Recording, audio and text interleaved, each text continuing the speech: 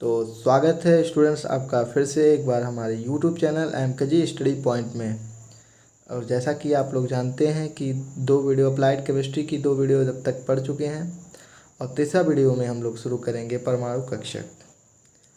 तो जिन लोगों को बता देना चाहेंगे कि जिन लोगों ने अभी तक वे पिछले के दो वीडियो नहीं देखे हैं तो डिस्क्रिप्शन में लिंक है, आप जाके वहाँ से वीडियो वॉच कर सकते हैं।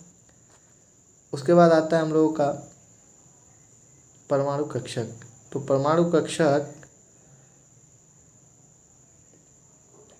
कक्षक में क्या होता है, तो परमाणु कक्षक को जानने से पहले हम लोग जानेंगे कि कक्ष क्या होता है। तो कक्ष किसी परमाणु में कक्ष एक निश्चित गोलीय पथ होता है जिसमें इलेक्ट्रॉन गति करते हैं। ठीक है, निश्चित गोलीय पथ होता है जिसपे इलेक्ट्रॉन गति करते हैं। तो कक्ष क्या होता है कि इलेक्ट्रॉन में गोलीय पथ होता है जिसपे इलेक्ट्रॉन गति करता है। ये होती है कक्ष की परिभाषा। तो इसके बाद हम लोग आएंगे परमाणु कक्षक पर। तो अभी तक जो भी लोग नए इस वीडियो को वॉच कर रहे होंगे तो उनको लग रहा होगा कि मैंने ये पहले क्यों लिख लिया है। तो मैंने क्लास को काफ़ी अट्रैक्टिव बनाने के लिए तथा आपके समय को बचाने के लिए, जैसे मान लीजिए लिखते समय काफ़ी समय का लॉस होता है, इसलिए मैंने अपने नोट्स को पहले ही अच्छी तरीके से तैयार कर लिया है। तो चलिए देखते हैं कि क्या होता है परमाणु कक्षक। तो परमाणु कक्षक की परिभाषा है कि नाभिक के चारों ओर स्थित वह त्रिविम क्षेत्र जिसमें इलेक्ट्रॉन पाए जाने की संभावना सबसे अधिक होती है कक्षक कहलाता है। तो परमाणु कक्षक को समझने के लिए 3D फिगर की आवश्यकता होगी, जो कि इस पेज पे 2D ही बन सकता है। तो इसलिए मैंने इसका फिगर ऐड नहीं किया है, तो इसलिए आप लोग समझ सकते हैं। तो समझाने के लिए हम आपको कुछ समझाना चाहेंगे हल्का सा कि यहाँ पे मान लीजिए एक्स एक्सिस हो गया, यहाँ पर ये जेड एक्सिस और ये हो गया वाई एक्सिस। ठीक है, अब मान लीजिए यहाँ पे एस कोई ऑर्बिटल है। तो ये जो होगा ये तीनों क्षेत्र में एक गोलाकार होगा, गोले की तरह। तो इस पर 2D पे आप लोग समझ सकते हैं कि पूरा 3D फिगर दिखाया नहीं जा सकता, इसलिए इस फिगर को मैंने समझाने की कोशिश नहीं की है। तो अगला देखेंगे हम लोग कक्षकों की आकृति, जो कि इससे भी क्वेश्चन बनते हैं। तो कक्षकों की आकृति में शेप ऑफ ऑर्बिटल्स। तो कक्षक की आकृति 4 प्रकार की होती है।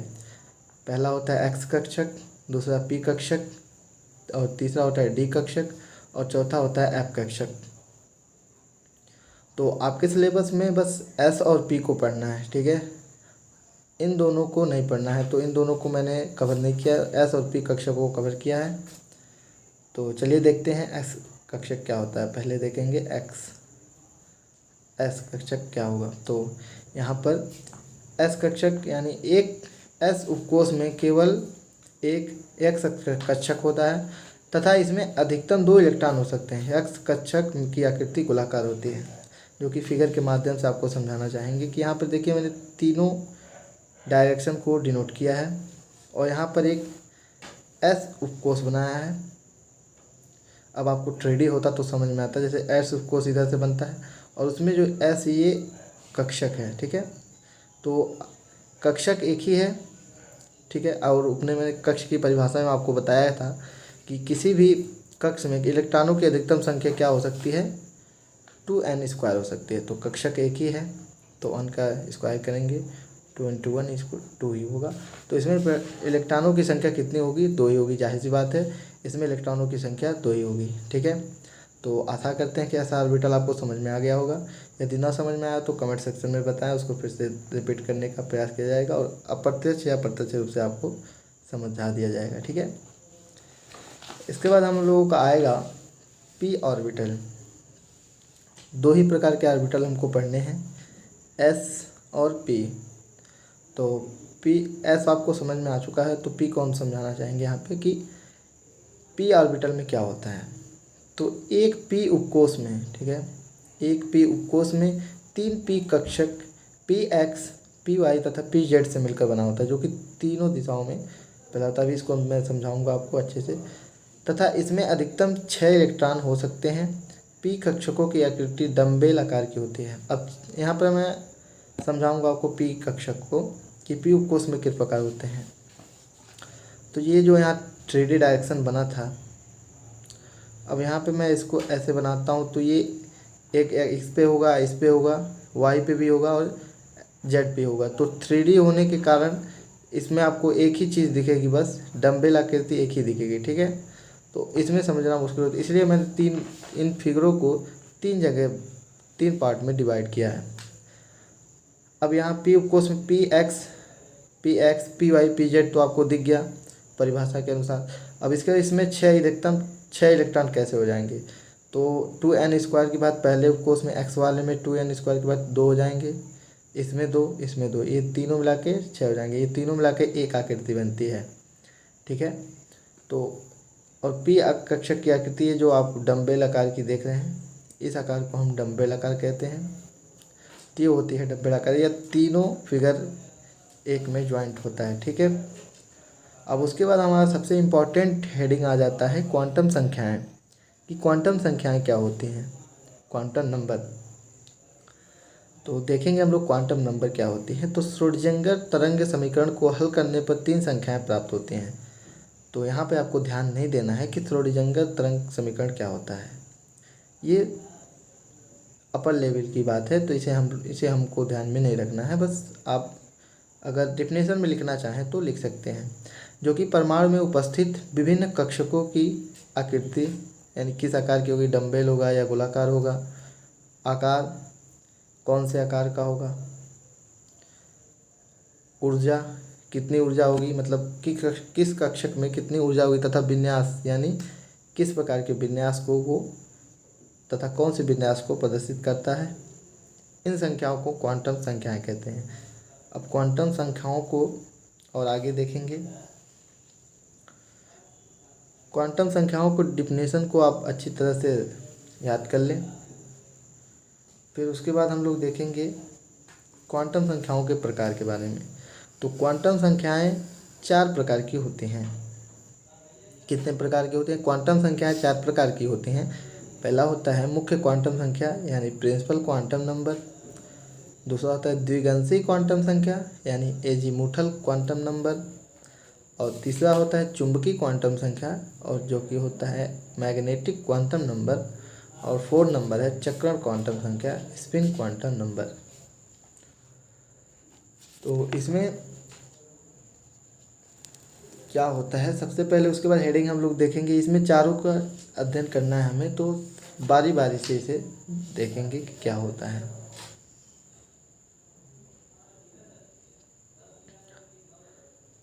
यहाँ पे देखिए मुख्य क्वांटम संख्या प्रिंसिपल क्वांटम नंबर में क्या होगा। तो इसमें क्या होगा कि इस क्वांटम संख्या को n से प्रदर्शित करते हैं।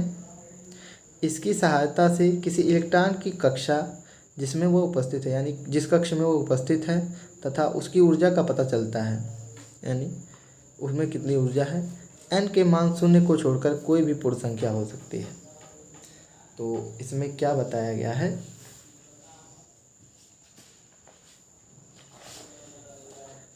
मान लीजिए यहाँ पे कोई नाभिक है, अब ये उसके हैं कक्षक। तो इस कक्षक में कितने इलेक्ट्रॉन होंगे तथा इसकी कितनी ऊर्जा होगी, वो मुख्य क्वांटम संख्या के आधार पर ज्ञात कीजिए, जैसे 2n² से इसे कहते हैं। n इसमें मुख्य क्वांटम संख्या होता है जो बोहरबरी के नियम में बताया गया था। मान लीजिए पहला कक्षक है, तो पहला कक्षक यानी आपको यहीं तक पूछेगा कि कितने इलेक्ट्रॉन हो सकते हैं, पहली कक्षा में, दूसरी कक्षा में, आपके न्यूमेरिकल में बस यहीं तक पूछेगा। कितनी ऊर्जा है ये आपको जानने की ज़रूरत नहीं है। तो यहाँ पर दिया गया है कि n के मान 0 को छोड़कर कोई भी पूर्ण संख्या हो सकती है, यानी n का मान 0 को छोड़कर 1 2 3 4 5 6 7 अनंत तक हो सकती है। उसके बाद आता है हम लोगों का द्विगंशी क्वांटम संख्या, एजीमुथल क्वांटम नंबर। तो ये क्या होगा, देखते हैं कि द्विगंशी क्वांटम संख्या को L से प्रदर्शित किया जाता है। इसके द्वारा किसी भी इलेक्ट्रॉन के उप ऊर्जा स्तर का पता चलता है। किसी भी n के लिए L का मान 0 से लेकर n-1 तक होता है। तो देखते हैं कि क्या होगा कि इस द्विगंशी क्वांटम संख्या को L से प्रदर्शित किया जाता है। इसके द्वारा किसी भी इलेक्ट्रॉन के उसमें ऊर्जा के और उसमें उप ऊर्जा स्तर का पता चलता है, ठीक है। उसमें कक्षा तथा ऊर्जा का पता चलता था, इसमें क्या चलता है, इलेक्ट्रॉन के उप ऊर्जा स्तर का पता चलता है।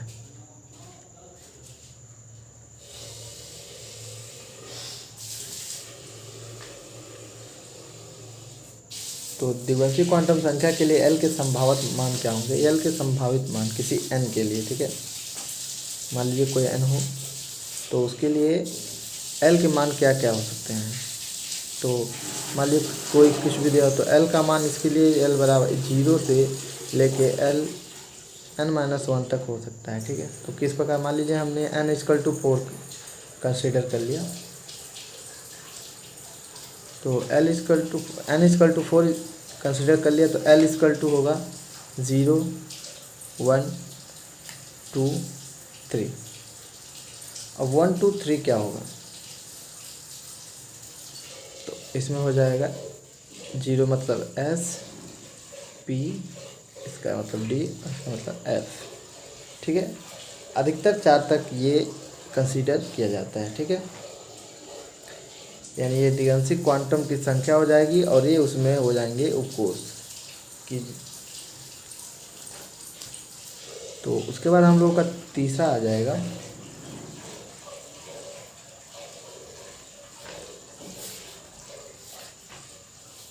जो कि यहाँ पे पहले भी मैंने एग्जांपल से समझाने का प्रयास किया था, तो यहाँ पे कुछ एग्जांपल दिए गए हैं, इससे आप समझ सकते हैं कि L के संभव मान L=0 से लेकर n-1 तक होता है n की किसी की। तो n=1 कंसिडर किया गया है तब L=0, n=2 कंसिडर किया तब L=0 1, और n=3 कंसिडर किया गया है तब L=0 1 2 तक होगा। तो उसके बाद आता है हम लोगों का चुंबकीय क्वांटम संख्या, मैग्नेटिक क्वांटम नंबर। तो चुंबकीय क्वांटम संख्या m, ठीक है, इसको डिनोट किया जाता है m से उप ऊर्जा स्तरों, यानी उप ऊर्जा स्तर मतलब उपकोषों के कक्षकों को प्रदर्शित करती है।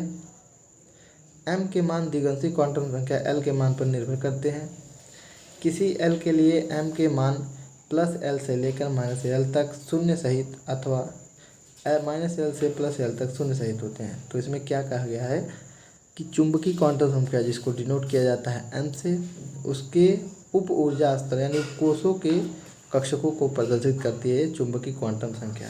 चुंबकीय क्वांटम संख्या का काम होता है कि उपकोषों के कक्षकों को प्रदर्शित करना। अब n के मान जो होते हैं वो द्विअंशी क्वांटम संख्या के मान पर निर्भर करते हैं और उसका मान होता है -L से लेके +L तक शून्य सहित। तो कुछ एग्जाम्पल के माध्यम से देखेंगे कि m के संभावित मान m प्लस से लेके -L तक शून्य सहित। तो L=0, तो m=0 है, L=1 है तो m=+1 0 फिर -1, 1 के बीच में इतना आ जाएगा, प्लस से लेके माइनस तक जो है तो 0 इसमें कंसीडर कर लिया जाएगा। L=2 जब 2 हो जाता है तो m का मान क्या हो जाएगा? +2 +1 0 -1 और -2। उसके बाद आता है हम लोगों का चक्रण क्वांटम संख्या। तो चक्रण क्वांटम संख्या यानी स्पिन क्वांटम नंबर क्या होता है? तो स्पिन क्वांटम संख्या यानी S, यानी स्पिन क्वांटम संख्या को रिप्रेजेंट किया जाता है S से। तो स्पिन क्वांटम संख्या S इलेक्ट्रॉन की 2 स्पिन अवस्थाओं को निरूपित करती है। इलेक्ट्रॉन की या तो स्पिन अवस्था मतलब होता है या तो राइट घूमेगा या तो लेफ्ट, यानी दक्षिणावर्त गति करेगा या तो वामावर्त।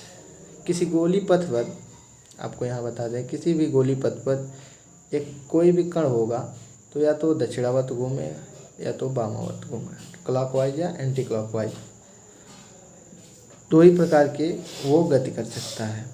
तो इसके लिए क्या होगा कि 2 स्पिन अवस्थाओं को निरूपित करती है। इलेक्ट्रॉन की स्पिन चक्कर की दिशा दक्षिणावर्त या वामावर्त हो सकती है, जो कि क्लॉकवाइज या एंटी क्लॉकवाइज। अब किसी m के लिए s के केवल 2 मान होते हैं, यानी चुंबकीय क्वांटम संख्या के लिए चक्रण क्वांटम संख्याओं के मान केवल 2 होते हैं, एक +1/2 और -1/2 से हो सकते हैं।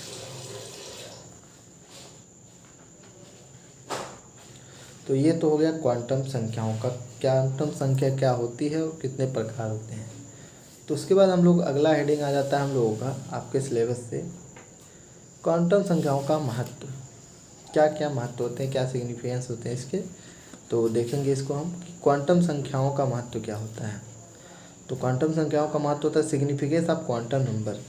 तो क्या क्या होते हैं इसको टॉप लाइन बाय लाइन हम लोग देखेंगे। तो पहला है कि क्वांटम संख्याओं के द्वारा किसी परमाणु का इलेक्ट्रॉनिक विन्यास ज्ञात किया जा सकता है। तो क्वांटम संख्याओं के द्वारा किसी परमाणु का इलेक्ट्रॉनिक विन्यास किस प्रकार ज्ञात किया जा सकता है। तो आप लोगों को द्विगंशी क्वांटम संख्या में मैंने बताया था कि L के मान 0 से लेकर n-1 तक होते हैं। n=1 यानी कक्षक 1 होगा। यहाँ पे मैं समझा दूँ, n=1 मान लीजिए कक्ष की संख्या 1, तो 0 यानी s उपकोष होता है, तो उसमें होगा उपकोष 1। तो या तो उसमें 1s, तो इससे इलेक्ट्रॉनिक विन्यास ज्ञात करने में आसानी हो जाती है। s p d आप इस प्रकार उसमें इलेक्ट्रॉन भर सकते हैं। संभावित राइट एकदम परफेक्ट ज्ञात नहीं कर सकते। दूसरा नंबर है क्वांटम संख्याओं की सहायता से किसी परमाणु में इलेक्ट्रॉन की संभावित स्थिति ज्ञात की जा सकती है। ऊपर की बात को ही ये रिपीट कर रहे हैं कि क्वांटम संख्या की सहायता से किसी परमाणु में इलेक्ट्रॉन की संभावित स्थिति ज्ञात की जाती है। यानी s में 2 आते हैं। मान लीजिए n=2 पर द्विवंशी क्वांटम संख्या के मान होंगे 0 और 1। द्विवंशी क्वांटम संख्या के मान होंगे 0 और 1। यहाँ पर मैं समझा दूँ आपको, n= अगर 2 होगा तो L= होगा 0 1। तो 0 s और p, तो s में 2 इलेक्ट्रॉन और p में 6 इलेक्ट्रॉन, यानी अधिकतम इलेक्ट्रॉन 8 से अधिक इलेक्ट्रॉन हो नहीं सकते। तो इसलिए कहा गया है कि क्वांटम संख्याओं की सहायता से किसी परमाणु में इलेक्ट्रॉन की संभावित स्थिति ज्ञात की जा सकती है। और तीसरा नंबर है कि क्वांटम संख्याएं किसी परमाणु में इलेक्ट्रॉन के कोष, उपकोष, कक्षक तथा चक्रण की जानकारी देती है। ये चारों क्वांटम संख्याओं की सहायता से इलेक्ट्रॉन का कोष यानी किस कोष में है, किस कक्षा में है, उसका उपकोष क्या है, उपकोष यानी द्विवंशी क्वांटम संख्या से। अब कक्षक जो आपका चुंबकीय क्वांटम संख्या से, और चक्रण यानी स्पिन क्वांटम संख्या जो +1/2 और -1/2 बताया मैंने, वही होता है। तो आज की वीडियो में बस यहीं तक, क्वांटम संख्याओं के महत्व तक। उसके बाद हम लोग आगे वाले वीडियो में पढ़ेंगे पाउली का अपवर्जन का नियम, जो कि नेक्स्ट वीडियो में आपको मिलेगा। तो तब तक के लिए धन्यवाद। और आप सभी से मैं एक कहना चाहूँगा कि अगर आप लोग इस चैनल पर नए हों तो चैनल को सब्सक्राइब करें, क्योंकि इस चैनल पर सभी प्रकार के PDFs, हर बुक की PDF तथा गोल्ड की PDFs तथा हर प्रकार के क्वेश्चन सेट को दिए जाएंगे। तो चैनल को सब्सक्राइब करके रखें तथा बेल नोटिफिकेशन को ऑन रखें, क्योंकि वीडियो सबसे पहले आप ही तक पहुँचे और आपको उसकी नोटिफिकेशन एवं जानकारी मिल सके। तो चलिए मिलते हैं अगले वीडियो में।